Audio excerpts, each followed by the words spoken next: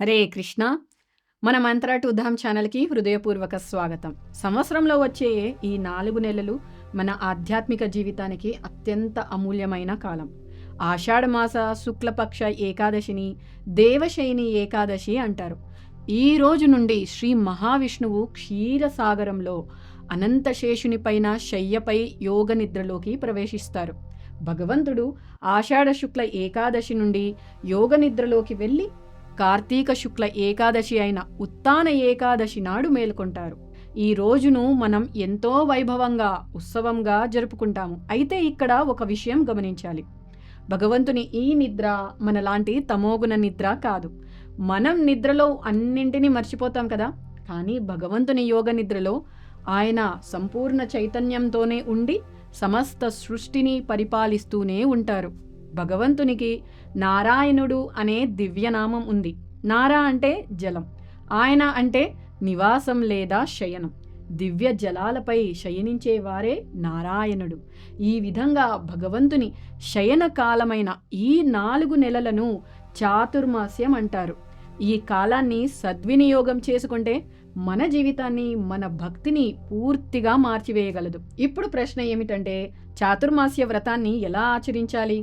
వైష్ణవ సాంప్రదాయంలో ముఖ్యంగా ఇష్కాన్లో సాధారణంగా ఈ వ్రతాన్ని పౌర్ణమి నుండి పౌర్ణమి వరకు పాటిస్తారు. చాతుర్మాస్య నియమాలు ఇలా ఉన్నాయి. మొదటి నెల ఆషాఢ పౌర్ణమి నుండి శ్రావణ పౌర్ణమి వరకు ఉంటుంది. ఇది జూలై 29 నుండి ప్రారంభమవుతుంది. ఈ నెలలో పాలకూరతో సహా అన్ని ఆకుకూరలు తినకూడదు. ఇక రెండవ నెల శ్రావణ పౌర్ణమి నుండి భాద్ర పౌర్ణమి వరకు ఉంటుంది. ఆగస్టు 28 నుండి ప్రారంభమవుతుంది. ఈ నెలలో పెరుగు తీసుకోకూడదు. ఇక మూడవ నెల భాద్ర పౌర్ణమి నుండి ఆశ్వయుజ పౌర్ణమి వరకు ఉంటుంది.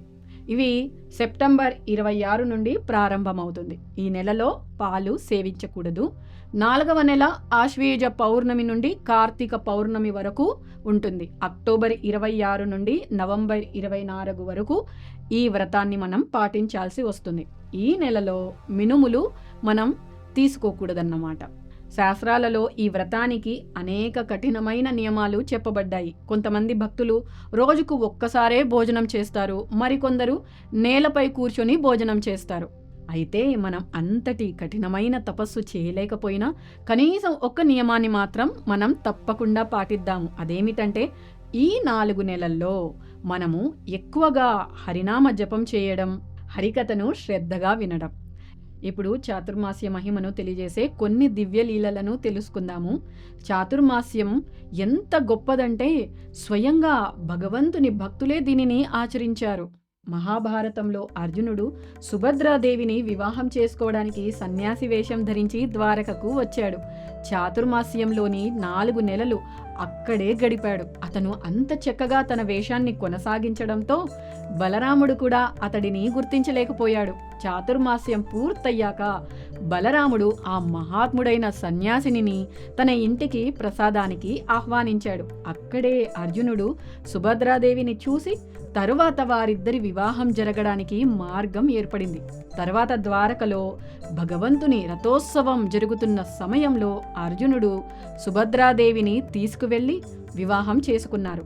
అంటే ఈ దివ్య సంఘటన కూడా చాతుర్మాస్య కాలంలోనే జరిగింది. ఇక దేవర్షి నారదుడి యొక్క పూర్వజన్మ గురించి తెలుసుకుందాము.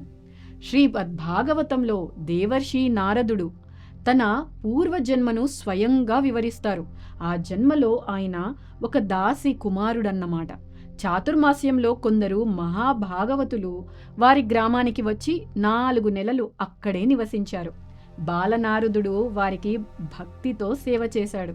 వారు వెళ్ళిపోయిన తర్వాత వారి ప్రసాద శేషాన్ని స్వీకరించాడన్నమాట. ఆ ప్రసాదంలోని ఒక్క కణమే అతని హృదయంలో కృష్ణ భక్తి బీజాన్ని నాటింది. చాతుర్మాస్యం ముగిసింది. సాధువులు వెళ్ళిపోయారు. కానీ ఆ 4 నెలలు ఆ చిన్న బాలుడి జీవితాన్ని శాశ్వతంగా మార్చేశాయి. తర్వాత తల్లి మరణించిన తర్వాత ఆయన ప్రపంచమంతా సంచరించి భగవంతుని దర్శనం పొంది తర్వాతి జన్మలో దేవర్షి నారదుడిగా అవతరించారు. ఇదే చాతుర్మాస్య మహిమ. చాతుర్మాస్య మహిమ గురించి ఇంకొక కథ విందామా? దక్షిణ భారత యాత్రలో శ్రీ చైతన్య మహాప్రభు తమిళనాడులోని శ్రీరంగానికి వచ్చారు. అక్కడ శ్రీ సాంప్రదాయానికి చెందిన మహాభక్తుడు వెంకటభట్టను కలిశారు. మహాప్రభువు దర్శించిన వెంకటభట్ట పరమానందంలో మునిగిపోయారు. ఆయన పాదాలను కడిగి ఆ చరణామృతాన్ని భక్తితో స్వీకరించి, ప్రభు, ఇప్పుడు చాతుర్మాస్యం ప్రారంభమైంది, దయచేసి ఈ 4 నెలలు మా ఇంట్లోనే ఉండండి అని ప్రార్థించాడు. దానికి మహాప్రభువు అంగీకరిస్తారన్నమాట. వెంకటభట్ట కుమారుడే తర్వాత కాలంలో గొప్ప ఆచార్యుడైన శ్రీ గోపాలభట్ట గోస్వామి అయ్యారు.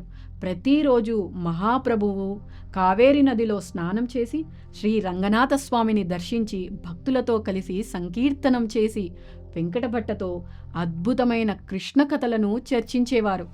ఇంకొక కథ విందామా? చాతుర్మాస్య కాలంలో శ్రీ చైతన్య మహాప్రభువు జగన్నాథపురిలో నివసించేవారు. బెంగాల్ ప్రాంతానికి చెందిన వందలాది మంది భక్తులు రథయాత్రకు ముందే పూరికి చేరుకొని మొత్తం 4 నెలలు మహాప్రభుతో కలిసి గడిపేవారు. ఈ లీలలు ఎంత బాగున్నాయి కదా! ఈ చాతుర్మాస్యాన్ని మనం కూడా భక్తితో నియమాలను పాటిద్దాం. ఎక్కువగా హరినామ జపం చేద్దాము. హరికథను శ్రద్ధగా విందాము. ఈ 4 నెలలను మన జీవితంలో అత్యంత పవిత్రమైన ఆధ్యాత్మిక అభివృద్ధికి దోహదపడే కాలంగా మార్చుకుందాము. హరే కృష్ణ.